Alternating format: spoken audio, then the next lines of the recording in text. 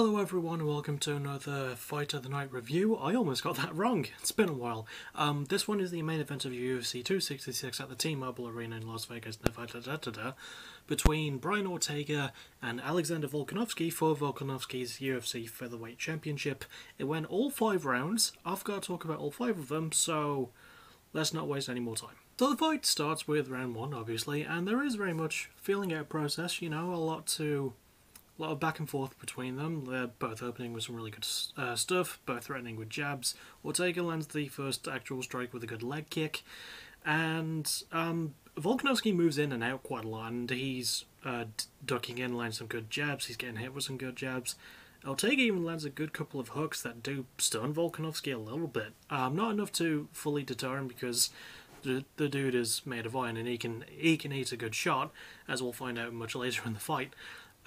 But yeah, he manages to move back and forth quite well, land some really good hooks. He does land one that does cause a cut around Ortega's left eye, I want to say, and in return Ortega does land a shot that causes a cut on Volkanovski's left cheek, like under his eye, about that area.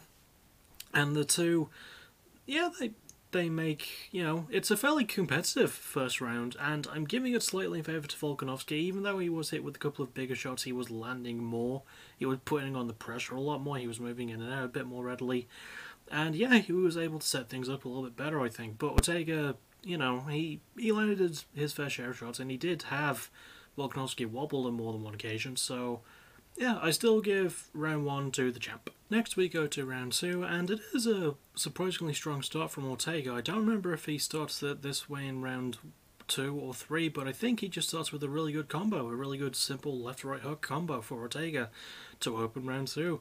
And it's a bit more in favour of Ortega in round 2, actually. It's still fairly back and forth. Volkanovski is still putting on a lot of pressure, really good at dipping in and out, but Ortega starts to put his combos together a bit more. He lands a really good hook combo followed with a leg kick as Volkanovski is turning around. He lands a really good double jab overhand right combo. Volkanovski does land some right hands though. He starts finding his right hand a bit more in round 2, I would say.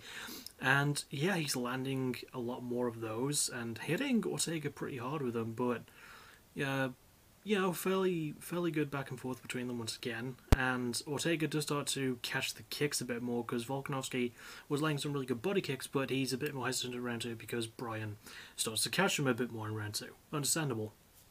Excuse my hair. And yeah, round 2, very competitive again, much like round 1 was. I give it slightly more in favour of Ortega, though. He opened the round strongly, he ended strongly with a really good combo. He was able to put his strikes together a little bit better than Volkanovski was, and Volkanovski still lands some really good shots. Obviously his right hander was there for him a bit more. He was just caught with a couple of more shots, and yeah, fair enough, I'd say. I think round 2 goes to the challenger. And then we get to round 3, so it's a really good start for Volkanovski. He opens quite strongly. Oh, I forgot to mention at the end of round 2 they did start to talk a bit of shit to each other, not a lot, but yeah, Volkanovski opens quite strongly. They do start trading a bit more. There's a great moment where Volkanovski throws a kick and it's caught, then Ortega throws a kick and it's caught immediately after that. And Volkanovski is pushing Ortega against the cage a bit more, landing some really good strikes, and there is an accidental clash of heads which does flatten Ortega's nose a little bit, even though it did look like at first it was an overhand right. On the replay, Cormier, who was on one of the people on commentary, confirms that it was an accidental head bonking, which is always one of the worst things, and it caused Ortega's nose to be a bit broken, and makes, when you're a UFC fighter, having your nose broken is not just a bad thing because it looks bad, but it makes it a lot more difficult to breathe. So yeah, it was kind of a shitty situation that it happened the way it did. The referee, who was Herb didn't catch it, and to be honest, it was a very quick thing and it was over quick and no one was really at fault. Yeah, accidental head clashes, they happen all the time in a full contact sport. Full contact sport. Anyway, yeah, Volkanovski starts to take control about for the first half of this round. Lands some really good strikes, keeps the pressure on Ortega, and then there's a moment where he goes for a kick, Ortega catches it and lands a clean left right down the pipe, then immediately sinks in a guillotine choke, meant a guillotine, both arms in, both legs hooked around the back of Volkanovski to stop him from escaping. Volkanovski does not tap, he somehow manages to escape one of Ortega's strongest moves, Like, the guillotine is what he's put a lot of his UFC opponents away with, a lot of his MMA opponents away with, so hot damn, the fact that he was able to escape it is nothing short of miraculous. And Volkanovski is still under Bryan, even though he does manage to escape the guillotine, and Bryan is using his amazing groundwork and manages to try and get... actually, I think Volkanovski manages to turn around and almost get on top of Ortega, but Ortega starts to sink in a triangle choke, another one of his greatest techniques, and turns it so it's sort of like a side-mounted one. And there's a great moment where he's got like the back of Volkanovski's head and he's just looking right down his soul. It was actually a really cool moment and really good camera work in that moment as well. But yeah, Volkanovski managed to keep his calm. He managed to escape. There was a moment in round 3 or round 2, I don't remember when, where Volkanovski got a cut around this area of his face. I don't know if of his head. I don't know if it was a burst cauliflower area or if there was a little cut up there. It looked like a bit of both. But still, yeah, back to round 3. Volkanovski manages to recover from that triangle choke and the attempt from Ortega. Mounts Ortega and finishes round 3 by blasting him with a ton of ground and pound. The round does end, and they bring in the doctors because Bryan Ortega's face is a bloomin' mess by this point.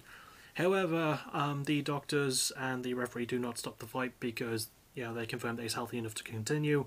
Thank God, because we got to talk about the championship rounds now, and I would love to do that. As for who I think won round 3, I'm gonna have to go with slightly in favour of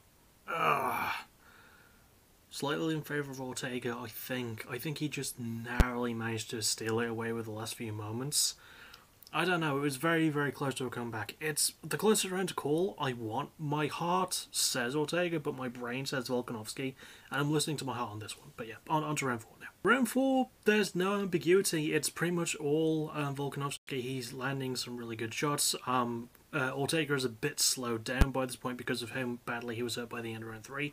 Volkanovski closing in, landing really good shots, landing some really good body kicks that are landing a bit more because Bryan isn't in as good a shape to catch them this time around. Getting some pretty good leg kicks in as well as Volkanovski. Just landing some really good stuff, and yeah, just keeps going for it, lands some really good right hands. Again, those right hands are there for him all day.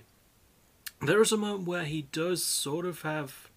I think he does manage to clip Ortega with something that knocks him down, and he goes for ground and pound, and there is a moment where Ortega tries to go for... God, is it round 4 or 5? There's a point where he closes in on Volkanovski and sort of gets a tripping takedown and tries to sink in a Darce choke and gets the side turn. And as he tries to mount to sink in a bit deeper, I think it is round 4 now that I think about it, Volkanovski manages to recover from it and get on top of Ortega and starts blasting on the ground and pound. This is about the halfway point of round 4, by the way. And my cat's head is... oh, he's very close to falling off the arm of the settee. Let's just... ah, he recovered. Yeah. Anyway, sorry for the distraction, but yeah, and after the Darce attempt, Volkanovski managed to land some ground and pound again. Pretty much landed it for the majority of the last half of the round. There was a great moment near the last 30 seconds though where like he knew he wasn't getting anywhere with it because Bryan's defense was just too good. So he just got off him and basically told the ref, yeah, just stand us both up, there's no point continuing this, and the ref was like, alright. So yeah, the last 30 seconds was more stand-up stuff, and round 4 I definitely gave in favour of Volkanovski. He swept round 4 for me. Despite the Darce choke that Ortega almost sunk in, it was very, very close it was very close at that point, but up until that point, very much in favour of Volkanovski, and yeah, he did not look any worse for wear going into the 5th and final round. And then we get to round 5 and Volkanovski is very much in control again. He's just looking in fantastic shape going into the round. Ortega is still looking a bit off, but he's landing some really good counters in round 5. He's landing some shots that actually sort of stun Volkanovski every now and then. Volkanovski is still following up with combos. There's not much clinch work or any takedown attempts really in round 5, which is good because these are two really good stand-up warriors, so I'm really good to see them just having a really good stand-up fight. And Volkanovski is landing some really good shots, but then Ortega will catch him with a really solid hook every now and then. Ortega lands, some really good combos. He lands a good left. He starts landing a lot of stuff near the end of the round too. He actually hits Volkanovski with some pretty heavy shots near the end of the round, near the end of the fight. Volkanovski is answering back. The two are quite wobbled. Brian Ortega's face is still quite sadly a mess for such a handsome fellow too. And yeah, like, round 5 is just kind of that. It is mostly Volkanovski, and I give it in favour to him, and as a result I give the fight to him, which is good because he won by unanimous decision. But yeah, round 5 was still pretty close. Ortega did manage to try and rally near the last minute, and he was clipping Volkanovski with some good stuff, but Volkanovski, just too tough, managed to hang in there and see the fight to the end. And I have no complaints with the win of Volkanovski taking a unanimous decision win. Absolutely agree with, and this fight definitely felt like a fight of the night. It's probably going to be in my top 10. I really loved a lot of the little elements to this.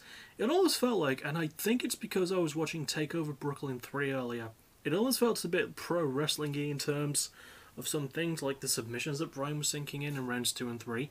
Like, especially the side, like, triangle choke when they're just looking at each other. It was like a submission spot in a WWE match where they just stare each other dead in the eyes while they're holding it, you know? But still, I recommend that you seek this fight out for yourself, because my words cannot do it justice. I was really looking forward to this after seeing these two coach in the Ultimate Fighter this season, excuse me. God damn my hair. And very close, very competitive fight. I would love to see them run it back. It is a shame that Ortega has not held the gold yet, but hopefully he will one day. And Volkanovski definitely, showed up and proved why he's such a good champion. And this fight was amazing. As for what's next for me, I did promise on Friday that I would get those PBW vs AVW parts up by that night. I didn't do that. I'll do that tonight instead to make up for it. And see what's after that. I don't really know. Maybe an episode of Music of the Week. I've got to start work on the Week Gamers Romans backtracking episode yet. I don't really have a lot else planned besides that, so I'll just see for whatever the hell's next. Maybe Defy the Gods on Friday. That's the only thing I can think of immediately. But that's for then. As for now, you should find this fight out for yourself. It was really fucking good. And as always, thank you for watching. You're awesome. Bye bye.